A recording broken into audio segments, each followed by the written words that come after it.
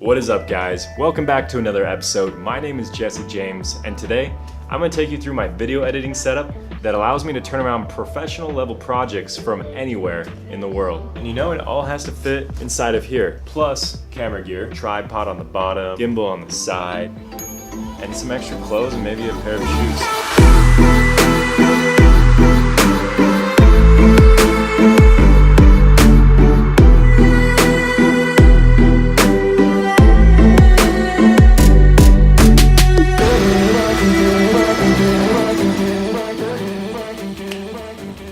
Alright, like I said, welcome back to the channel. My name is Jesse James. I'm a full-time creator currently based out of Bali. It's actually midnight right now, but I wanted to get this out for you guys. So ever since I first picked up a camera, I knew that I wouldn't want to be stuck in a cubicle. I wouldn't want to be stuck behind, this massive desk computer for the majority of my time. I wanted to travel. Even if I was in my local neighborhood, I wanted to be at the coffee shop. I've been working on this for almost 2 years now, swapping things in, swapping things out, just seeing what works for me. So in terms of what made it into my video editing kit, everything had to meet a few different standards. The first being is you have to be able to set it up and break it down quickly. Time is money, money is time, especially as a freelancer. Number two, it's gotta last. If something goes wrong and you don't have a replacement, then you are moving on to number three. It's gotta work, and it's gotta work well. When I'm working, I want the variable to be me in terms of how quickly I can turn something around, not my gear, not waiting for the eternal, what do you call that? The ball of death. I wanna make sure that I'm the limiting factor, I'm the variable, and not my gear. So those are the three requirements of everything that's in this kit. None of this is sponsored.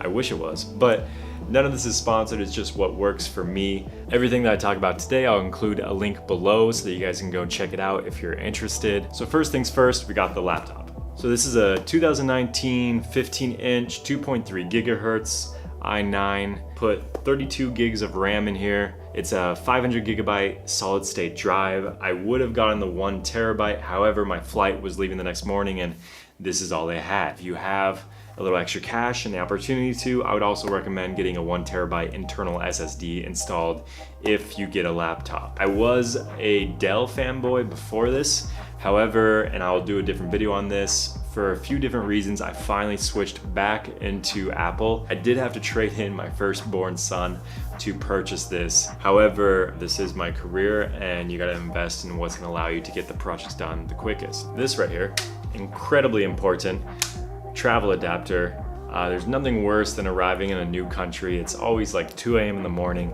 and if you can't charge your devices, your iPhone's dying, you have a shoot the next day, you need to be able to have an adapter that you can plug into the wall and start charging things up. Everything just pops out depending on what you need for the country. All right, moving along, we have the Bose Quiet Comfort 35 2s. These are noise canceling. They're absolute lifesavers when you're traveling on planes, when you're in a loud cafe environment. Sometimes I just put them on, I turn the noise canceling on. Even when I'm not listening to music, it just kind of puts me into that zone. It allows me to focus. It's like putting those audio blinders on to really just let me dive into whatever work I'm about to do. They do have a microphone in them, so that's great for client calls. I always still edit with the traditional method of just plugging it directly into my laptop, and they do collapse. So in terms of traveling and being over-the-ear headphones, this is about as small as it gets. I was super hesitant originally about putting down the money on these, but it's just worth it, All right, these are my WD My Passports. I use these for storage. This one's named Toothless. This one's named Orange Juice. They're each 4 terabytes. You can format them for both Windows and Mac. They're password protected, which is always fantastic. And it's a great way to just back up your projects when on the road. So this right here, this is a game changer. It's just an electronics organizer bag. I picked one up a couple months ago and it's probably my favorite thing in the kit. It's only like 15 bucks, but it will change your life. You never forget things. It makes things last twice as long as they normally would. But whenever I'm on a trip, all I have to do is crack this open and I immediately know if I have my phone charger, my USB-C chargers, my micro chargers, my hard drive cables. I keep my Samsung T5 editing drives right here, cables in these rows. On the back side, you can put an extra hard drive for storage. In this pouch, I keep all my SD card readers, as well as my dongle. Really helpful when you're just hunkering down and you need to plug a ton of things into your laptop, this gets the job done. Card readers, make sure you get a good card reader, because if these things break and you don't have a backup and you can't buy a new one, you're just you know? I remember I was about to hop on a plane and I needed to take some footage off of a card, but my card reader had broken. And where I was going, there was nowhere I could borrow or buy a card reader. So I had to get the footage off within the next half hour, or I never would, and I would never be able to edit it and get it out to my client in time. I'm talking about like, it would have caused a month delay in the entire project. So this is me wandering around the Texas International Airport, walking up to random strangers who look like they might be photographers or videographers, looking for the black ripped jeans, just being like, hey, do you have a card reader by any chance? Totally random. And oddly enough, the third guy I asked was like, yeah, actually I do. And he pulled one out. I pulled the footage off. I was the last one to board my plane, but it worked out. To avoid that, just buy a good card reader, maybe buy a backup that you can keep in your luggage. It goes a long ways. So these right here is a Samsung T5 SSD editing drive. Incredibly fast, very reliable. I've never had one break on me yet. This is 1 terabyte, this is 1 terabyte. I use them every single day. I picked up a tip from Peter McKinnon a while ago. Whenever he finishes up a shoot on the road, he immediately offloads the footage on a backup to one of these and then puts it into his pocket. That way, if anything happens, he will always have a backup copy on him. I like that, I use it. So definitely recommend picking up one of these if you need a little bit more space on your laptop and you don't want to be bottlenecked by transfer speed, because these things are blazing fast. So this right here, the power strip, this along with the electronics organizer are my favorite little accessories. Once again, it's like, what, 15 to 20 bucks, but it makes your life so much easier. It's got surge protection, so when you're in different countries, you know you're not just gonna fry all of your electronics, so it gives you peace of mind. 3 USB outlets, three-pronged outlets. You can charge everything you need for a shoot the night before, just right in here. It has a 5-foot extension cord on it, which is incredibly helpful. When you're in those hotels or coffee shops, they always have the most inconvenient locations for that one outlet, whether it's like behind the bed or on the other side. And this allows you to just plug in, set this on top of your table or your nightstand, and everything's easy access. What I like to do is I'll take my travel adapter, so it doesn't matter what country I'm in. 4 USB slots, a few different options on this side. This one works well. It's lasted me a while. Plug that into the one outlet I find. I'll plug this into there, and then voila.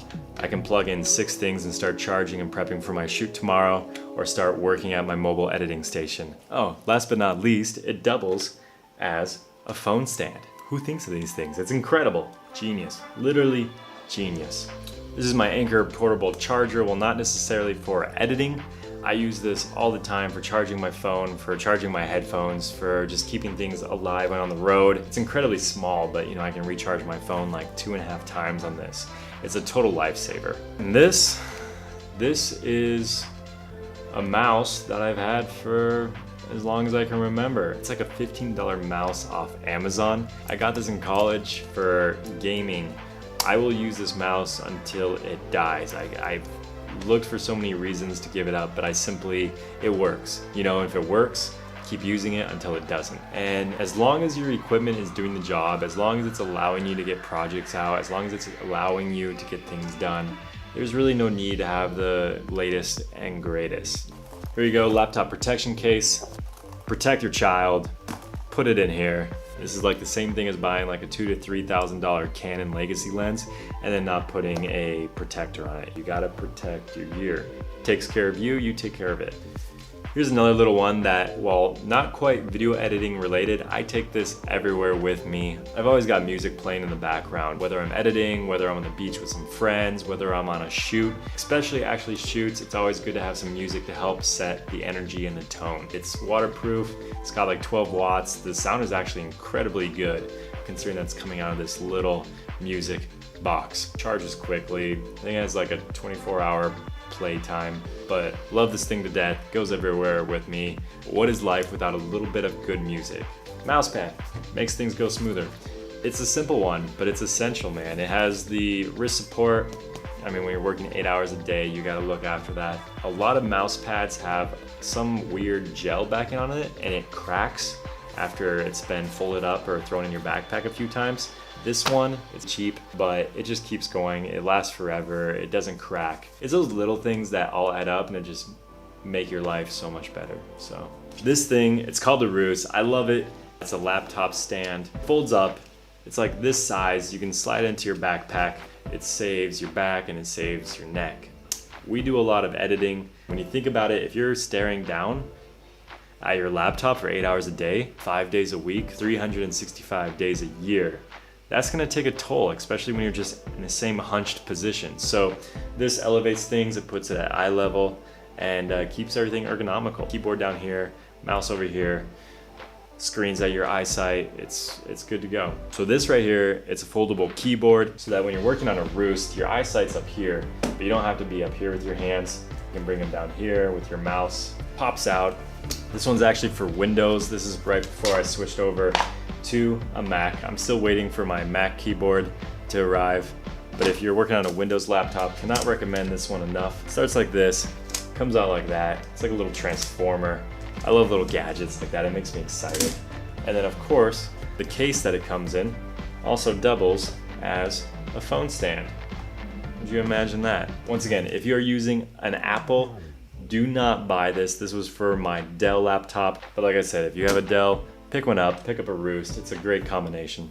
These are my very small USB-C cords for my Samsung T5s. I like them fast, I like them short. The less clutter you have, the more you can focus on whatever you're doing. I hate those long cords. They work incredibly well, the transfer speeds are great, and they're small.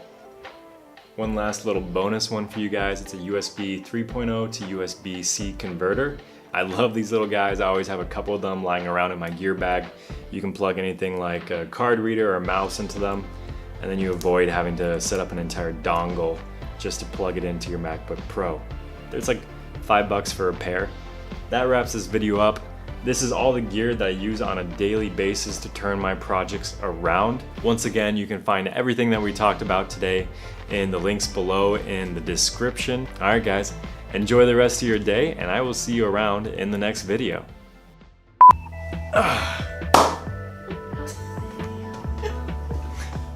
Video editing setup that I've